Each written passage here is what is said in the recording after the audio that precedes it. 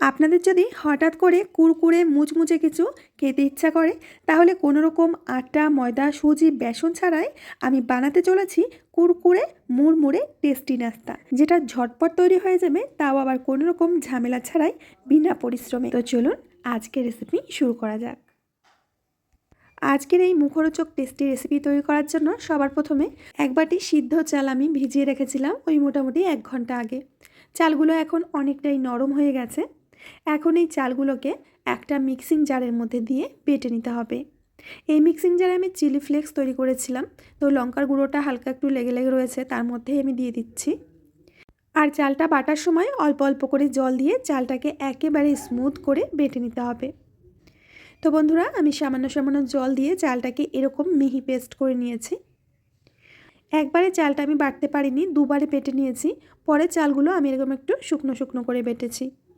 আর এরই সাথে নিয়েছি সিদ্ধ আলু। আমি মোটামুটি এখানে 3টে আলু সিদ্ধ করে নিয়েছি। তো এই আলুগুলো এখন মিক্সিং জারের মধ্যে দিয়ে দেব। আর আলুটা বাটার জন্য সামান্য একটু জল দেব, 1/2 চামচ মতো। আলুটাকেও একেবারে মিহি করে পেস্ট করে নিয়েছি। বন্ধুরা, আজকের রেসিপিটা খুবই ছোট আর একদম ইজি রেসিপি। প্লিজ তোমরা ভিডিওটা শেষ পর্যন্ত দেখে যেও। দিয়ে দেব বেশ কিছুটা কাঁচা লঙ্কা কুচি, 1/2 চামচ মতো গোটা জিরে, আর স্বাদ মতো লবণ, আর দিয়ে দেব বেশ কিছুটা ধনেপাতা কুচি। এবার খুব ভালো করে মিশিয়ে মিশ্রণটাকে মেখে নিতে হবে আর খুব ভালো করে ফেটিয়ে নিতে হবে।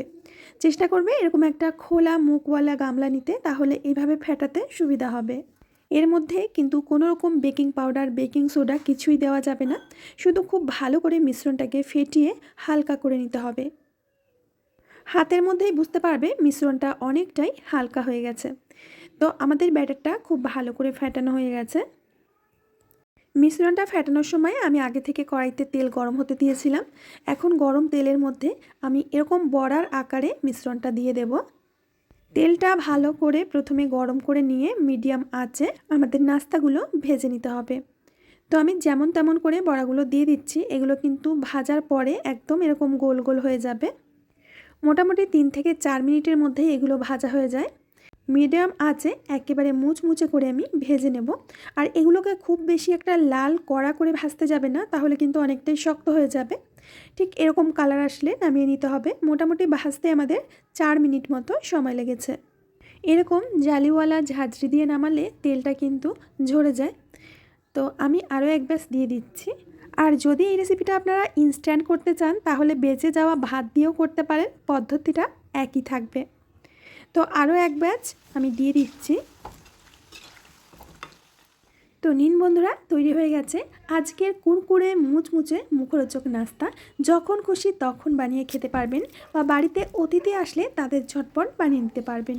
তো বন্ধুরা, আশা করছি আজকের এই ছোট্ট রেসিপিটা আপনাদের অনেক ভালো লেগেছে। ভালো লাগলে লাইক, কমেন্ট, শেয়ার করবেন। আমি আজ এখানে বিদায় নেব, আবার আসবো নতুন রেসিপি নিয়ে। সবাই ভালো থাকবেন, সুস্থ থাকবেন। আগামীকাল শিবরাত্রি।